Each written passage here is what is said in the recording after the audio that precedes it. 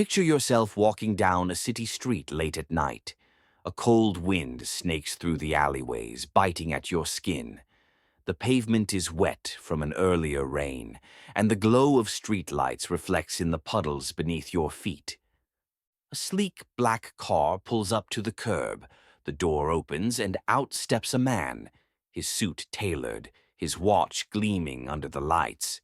He walks with confidence, nodding at the doorman who greets him by name.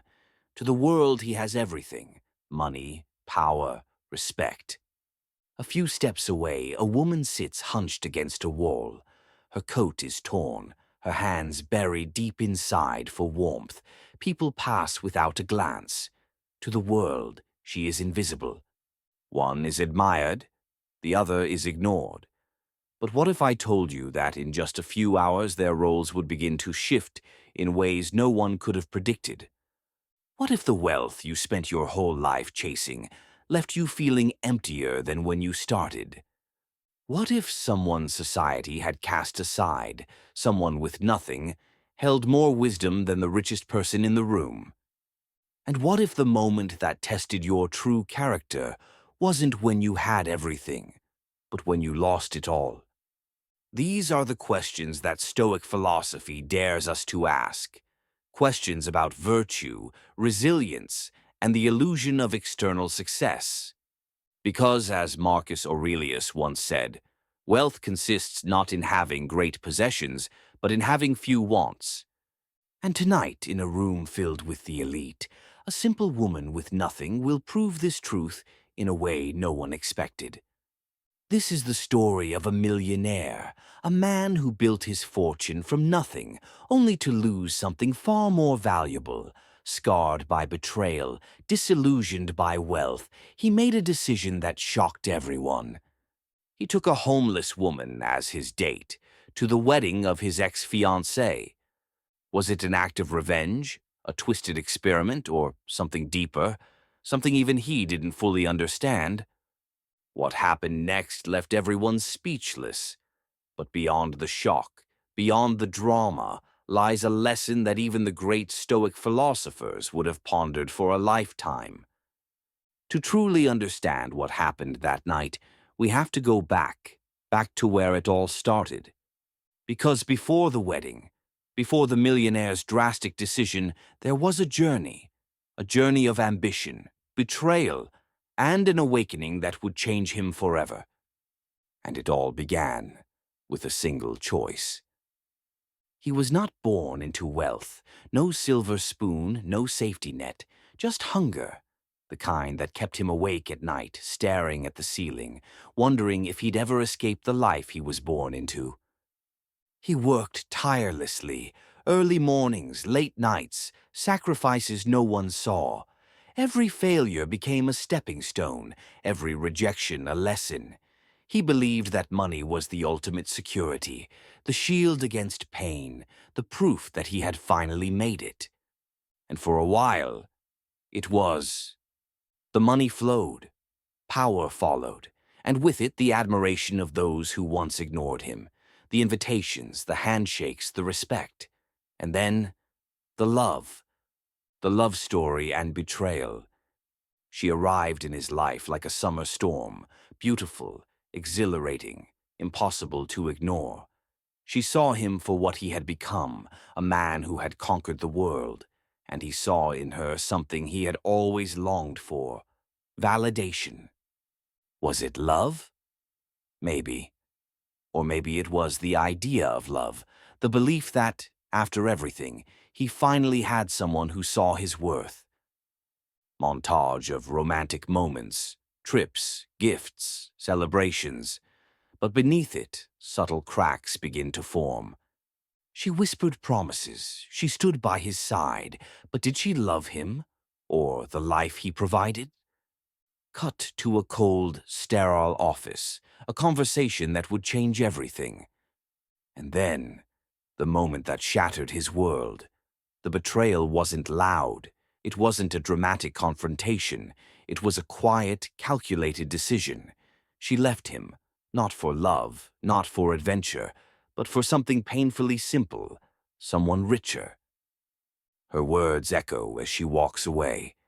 You'll be fine, you're rich.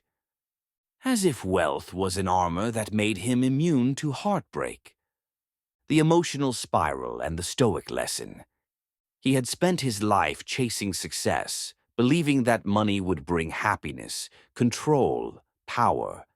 But now, in his silence, he realized the truth. He was a prisoner to the very thing he thought would set him free. He could have turned inward, sought wisdom, accepted what was out of his control, but he didn't. Instead, he fell into anger, into bitterness, into the need to prove something. Had he followed Epictetus's wisdom, he would have known. It's not what happens to you, but how you react that matters. But at that moment, all he felt was rage. Seneca once said, "The greatest wealth is a poverty of desires." But his desires controlled him. Validation, revenge, an urge to make her see what she had thrown away. And that was when the idea took root.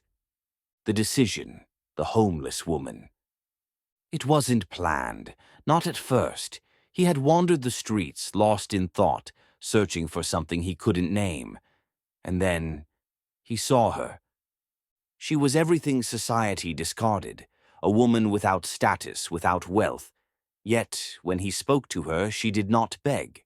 She did not complain. She only listened, with a calmness that unsettled him. Their first conversation. "Aren't you afraid?" he asked. "Of what?" she replied. "Losing everything," he said. She smiled, just slightly. "You can't lose what you never owned." Silence. He stared at her, realizing she had something he had never possessed. Peace. Was this an act of kindness, a moment of defiance, or was it something deeper, an unconscious lesson unfolding in front of him? He made a decision that night.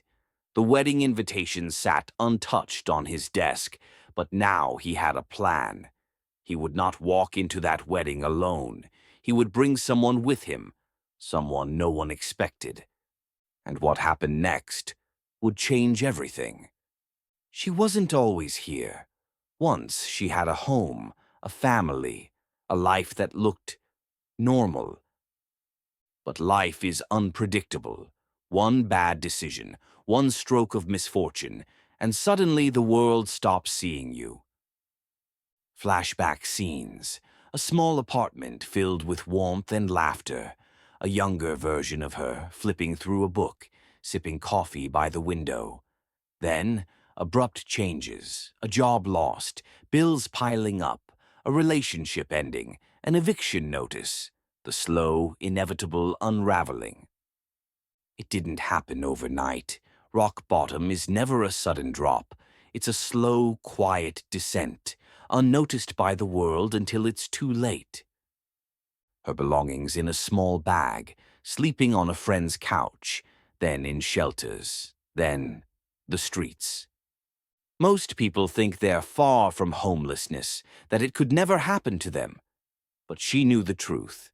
No one is as secure as they think they are. A scene of her walking past a corporate building, looking through the glass at people in suits. People who would never imagine being in her position. But she never looks bitter, only accepting. Her attitude, the strength of acceptance. Close up, her sitting against a brick wall, staring at the sky, she looks peaceful, not broken, not angry, just present. She could have been angry. She could have blamed the system, the people who abandoned her, the unfairness of life. But she didn't. She had learned something most people never do. Control is an illusion. The only thing you ever truly own is your mind. Marcus Aurelius once wrote, "You have power over your mind, not outside events. Realize this, and you will find strength." That was her philosophy, whether she knew it or not. Scenes of others in similar situations, some lashing out, others drowning in despair. But she just exists. unshaken. Was she surviving? Yes. But more importantly, she had found something most people with wealth and comfort never do: peace. Because when you stop needing life to be a certain way, you stop suffering. The first conversation. A quiet corner near a cafe. The millionaire stands before her, hesitant. He doesn't know why he stopped. He just did. She looks up at him, amused but not surprised. "Millionaire, how did you end up here?" She smirks slightly, tilting her head as if the question is amusing. "Homeless woman. Same way you ended up wherever you are." Life happened. Silence. He wasn't expecting that answer. He expected a story, an explanation. Instead, she threw the question back at him. "Homeless woman. The real question is, what are you doing here?" He hesitates. He doesn't know. Or maybe he does. She looks at him, not with judgment, not with curiosity, but with a kind of knowing, as if she sees something he doesn't see in himself yet. "Millionaire, you ever think about what life could have been?" Homeless woman laughs softly. "What would that change?" That was the moment that made him choose her. He had met powerful people, successful people, people who could buy anything, but none of them had this clarity, this acceptance. She had nothing, and yet, somehow, she had everything. Foreshadowing the wedding, a subtle warning. The two sit on a bench. He watches the world move around them, people rushing, chasing, grasping. She just sits, as if nothing is missing. "Millionaire, do you ever wonder what people would think if you walked into a place like that?" Gestures toward a fancy restaurant across the street. She looks at him, amused again. Homeless woman. People believe what they want to believe. They see what they want to see. Strip away the titles, the money, the status, and you'd be surprised how little is left. A long pause. He considers this. The idea begins to take root. At that moment he knew. She wouldn't just be his guest at the wedding. She would be his mirror. A test. A question that no one at that wedding would be ready to answer. Because what happens when someone who has nothing walks into a room full of people who think they have everything? What happens when true wealth isn't measured in dollars, but in dignity? A moment that shook everyone. This was not just a wedding. It was an exhibition of power, of wealth, of exclusivity. Camera pans across the guests, men in sharp-tailored suits, women in designer gowns, diamonds glittering under the light. Servers move seamlessly between tables, their trays carrying delicacies worth more than what some earn in a month. The people in this room had everything: money, status, influence, or so they thought. Then, subtly, like a ripple in still water, it begins. A shift, a disturbance. People turn toward the entrance, eyes widen. Conversations die mid-sentence. And then, silence. The entrance, guests' reactions. Slow motion shot. The doors swing open. The millionaire steps inside first, his expression unreadable. Beside him, the homeless woman. Not in rags, but in a simple, elegant dress. Not extravagant, but clean, dignified. Yet it isn't the dress that shocks them.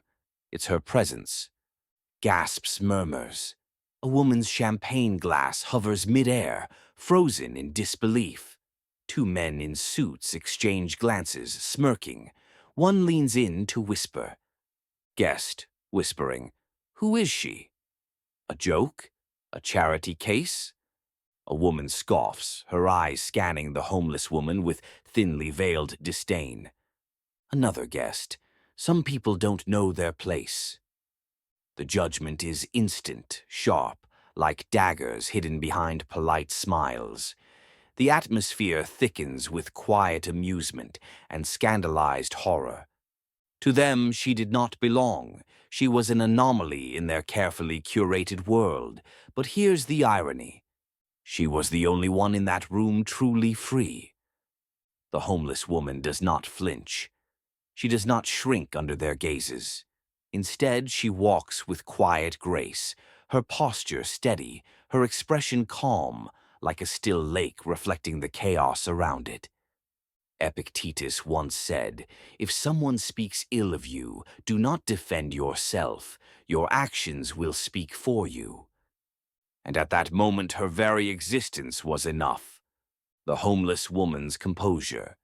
As they walk further inside, the millionaire studies her from the corner of his eye. He expected nervousness, hesitation, but there's none. If she feels the weight of the room's judgment, she does not show it. She lifts a glass of water, takes a slow sip, and sets it down with deliberate ease. A sharp contrast, because beside her the millionaire is tense. He had been in this world for years, and yet, for the first time, he feels like an outsider in it. But she remains untouched. She stood tall, not because of the dress she wore, but because of the strength within her. She had survived worse than whispers. The irony settles deep within him. These people, with their wealth, their power, their carefully maintained facades, were they truly secure, or had they spent their whole lives terrified of losing what she had already let go of? The ex-fiancée's shocking reaction. Then her voice cuts through the air, smooth and practiced, but laced with something else, something sharp. Ex-fiancée. Wow, I see you've been keeping interesting company. The crowd shifts slightly, eager for drama. She steps forward, elegant as ever, her new fiancé, a wealthier man, a more suitable choice, standing beside her. He watches with detached amusement. She lets out a quiet laugh, feigned surprise masking something deeper. Ex-fiancé. Tell me, was this some kind of message? A statement? Her eyes flick to the homeless woman, the smile tightening. Or a cry for help? A few guests chuckle. The tension rises, thick like storm clouds before the downpour. But the homeless woman, she only tilts her head slightly, studying the ex-fiancé with the same quiet observation one gives to a child throwing a tantrum. And then she spoke. Homeless woman, why do you need it to be either? The room stills. The ex-fiancé blinks, thrown off by the simplicity of the response. But before she can recover, homeless woman, softly but firmly, tell me, did wealth make you happy? The question, so unassuming yet cutting, hangs in the air. The ex-fiancé's expression falters for the first time that night. A flicker of something, doubt, crosses her face. She glances at her new fiancé, at the luxurious wedding around her.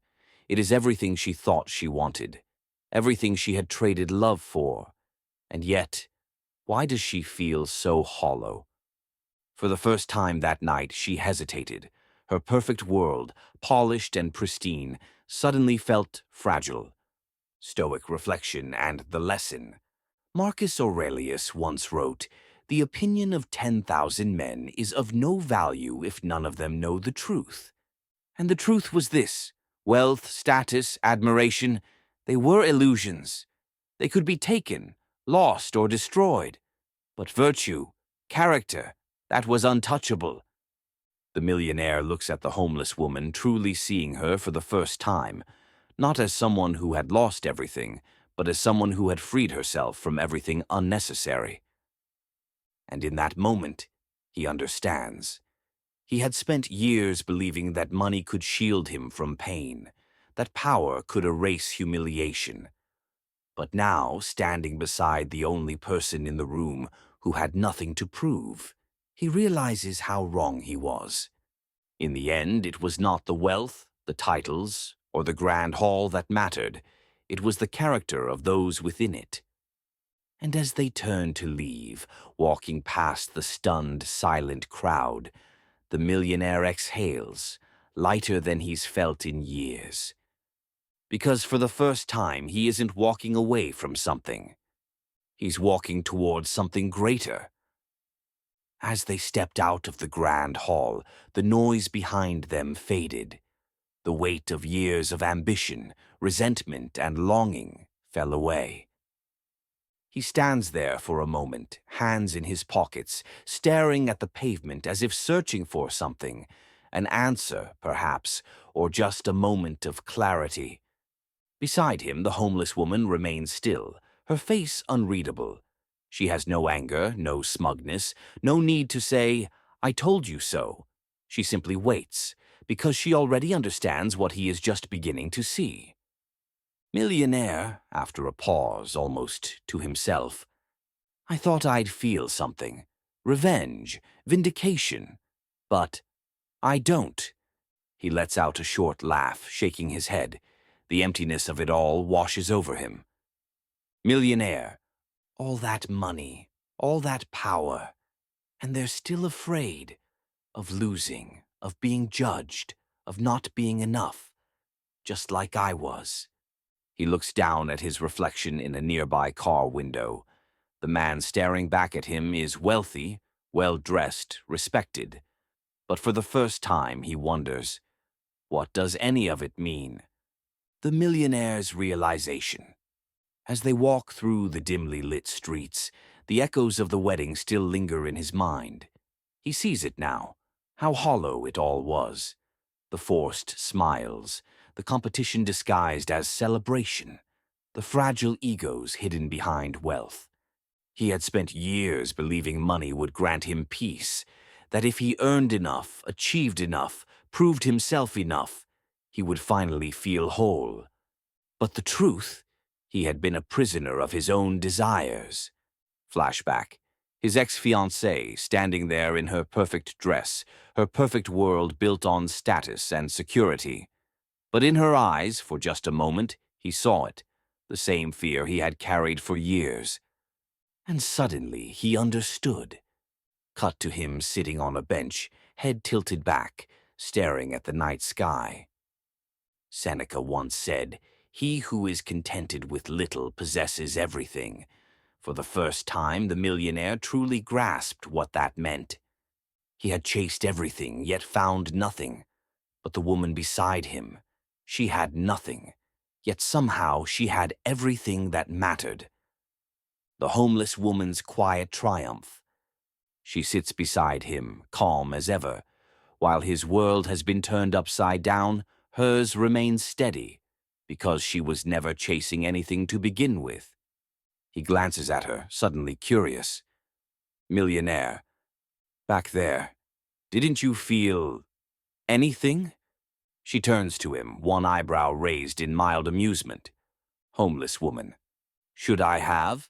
He frowns, searching for the right words.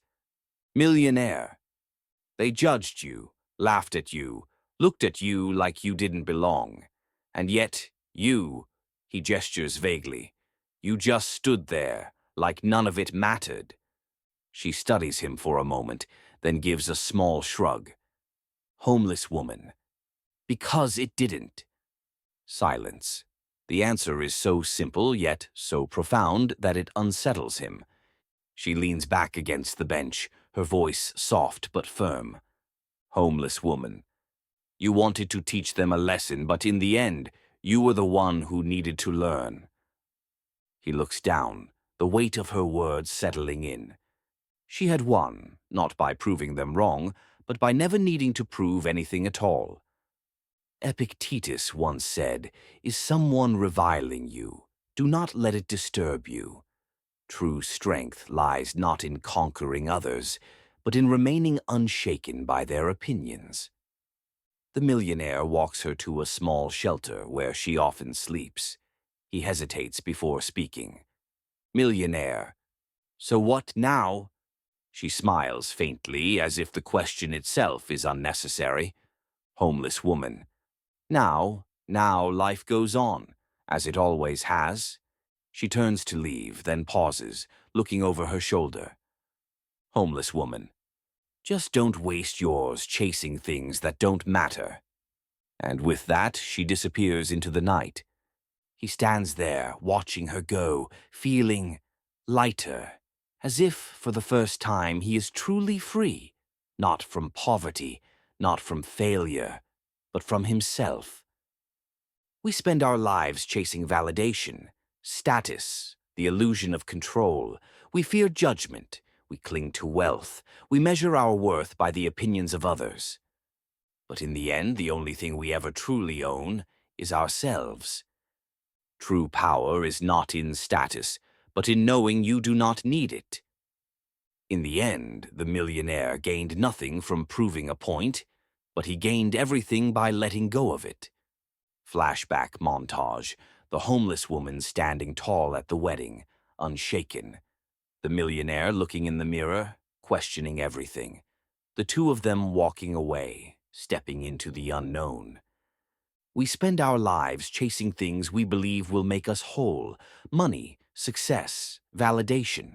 But the truth, these are illusions, temporary, fragile, and the more we cling to them, the weaker we become.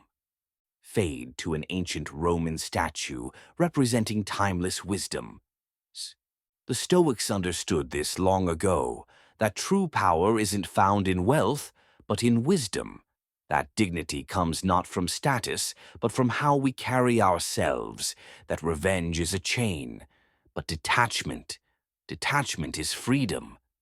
If you wish to be rich, do not add to your money, but subtract from your desires. Epictetus. So, ask yourself, are you chasing things that truly matter, or are you just running in circles, hoping that the next achievement, the next dollar, the next approval will finally bring you peace? I want to hear from you. What would you have done in the millionaire's shoes? Would you have the courage to walk into that wedding with dignity, knowing you'd be judged? Or would you have sought revenge? Do you think social status is real, or is it just an illusion we all choose to believe in? Drop your thoughts below. I read everyone. If this story made you think, even for just a moment, then this channel is for you. Because here we don't just tell stories, we question them. We challenge our own beliefs. We use Stoic wisdom to navigate the chaos of modern life. So, if you want to master your emotions, handle adversity with grace, and live with true strength, subscribe now. Let's keep this journey going. Next up, how to handle betrayal like a Stoic. And if you've ever faced betrayal, if someone you trusted turned against you, then you need to watch this next video, because the Stoics had a very different way of dealing with it, one that might just change the way you see pain forever. A quote from Marcus Aurelius: "Choose not to be harmed, and you won't feel harmed." I'll see you in the next one.